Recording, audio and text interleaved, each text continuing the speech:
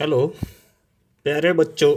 मैं Panjabrao Jadhav Maharashtra state board Hindi माध्यम कक्षा 10वीं कुमार भारती की पहली कविता उड़चल हारिल का भावार्थ के साथ आप सभी को बताना चाह रहा हूँ। आप सभी का स्वागत है मेरे इस YouTube चैनल में। इस वीडियो को अंत तक देखिए ताकि पूरी कविता आप सभी को समझ जाए। ऐसे ही वीडियोज़ के लिए मेरे चैनल को सब्सक्राइब करें और बेल नोटिफिकेशन आइकन को दबाकर ऑल पर रखें तो बिना किसी देरी के वीडियोज़ शुरू करते हैं।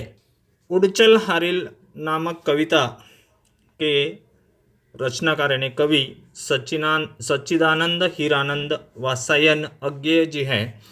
अज्ञेय जी हिंदी के जाने माने रचनाकार हैं। अज्ञेय जी ने 1941 में यह कविता रची थी। हारिल नामक पक्षी की जानकारी। हारिल को इंग्लिश में ग्रीन पिजन कहते हैं यानी हरा कबूतर, और यह पक्षी महाराष्ट्र का राज्य पक्षी है। यह पक्षी झुंड में रहता है, ऊंची उड़ानें भरता है, जमीन पर बहुत कम उतरता है, बरगद तथा पीपल के पेड़ पर रहता है। इस कविता में कवि ने हारिल पक्षी के माध्यम से देश के नव युवकों को जीवन में आगे बढ़ने, प्रगति करने की प्रेरणा दी है। मानव जीवन इतना सरल नहीं है। कवि का कहना है कि जीवन पथ में अनेक कठिनाइयाँ आएगी किंतु उनसे घबराना नहीं है। जीवन में आने वाली चुनौतियों को स्वीकार करते हुए फिनिक्स पक्षी की तरह आसमान की ऊंचाइयों तक पहुंचना ही हमारा लक्ष्य होना चाहिए। पंक्तियों का भावार्थ। वीडियो में शब्दार्थ के साथ मैं कुछ पैराग्राफ पेश कर रहा हूँ। उड़चल हारिल लिए हाथ में यहीं अकेला ओछा तिनका। इसका पूरा पठन न करते हुए पैराग्राफ का भावार्थ बताना चाहता हूँ। कवि अज्ञेय जी हारिल के माध्यम से देश के नव युवकों को संदेश देना चाहते हैं कि व्यक्ति ने जीवन में एक निश्चित लक्ष्य लेकर आगे बढ़ना चाहिए।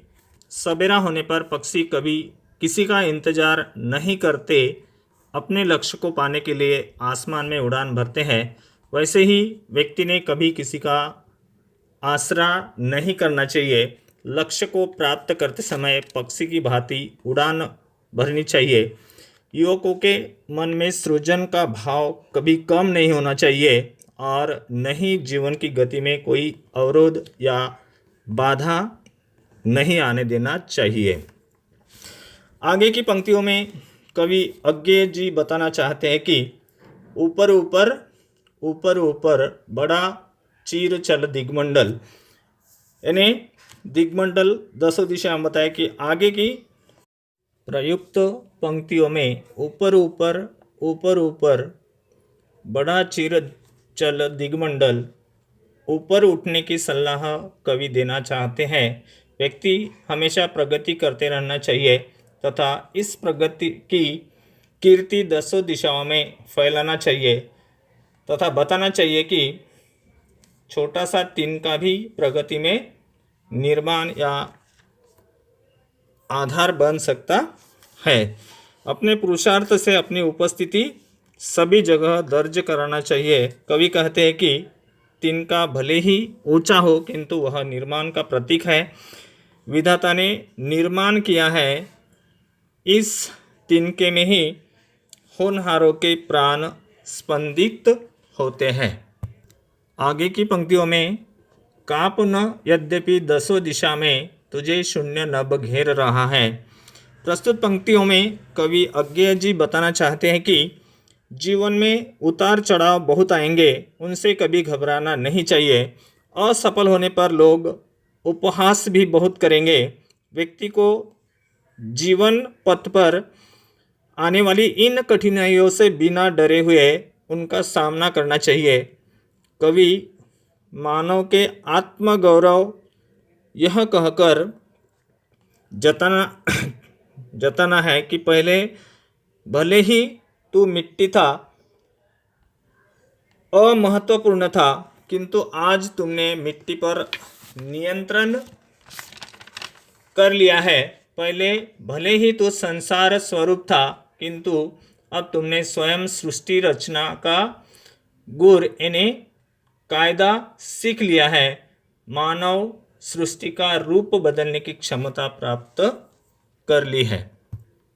मिट्टी निश्चय है यथार्थ, पर क्या जीवन केवल मिट्टी है? यहाँ कवि हारिल पक्षी के माध्यम से सभी को बताना चाहते हैं कि यदि मानव जीवन केवल मिट्टी सदृश है, तो मानव ने मिट्टी से ऊपर उठने की इच्छा किसने पैदा की?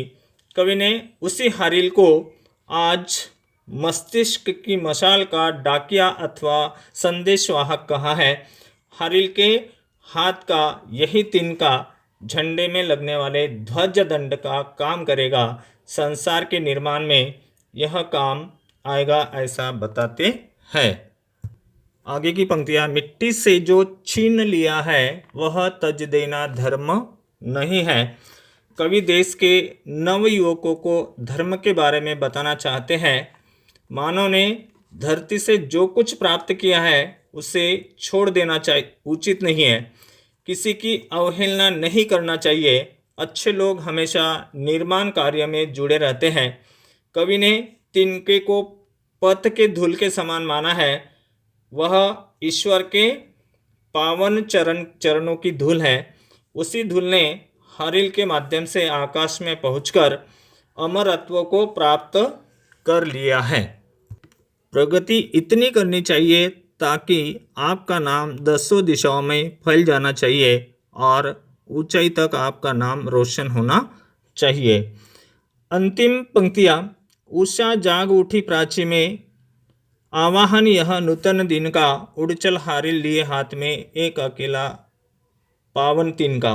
कवि कहते हैं कि पूर्व दिशा में सूर्योदय हो चुका है, नया दिन निकल आया है तथा मानव को बताना चाहते हैं कि साधनों की कमी के बावजूद हमें प्रगति की दौड़ में पीछे नहीं रहना चाहिए। कवि शुरू में तिनका ओछा बताया था तथा अंत में उस तिनके को पावन बताया गया है।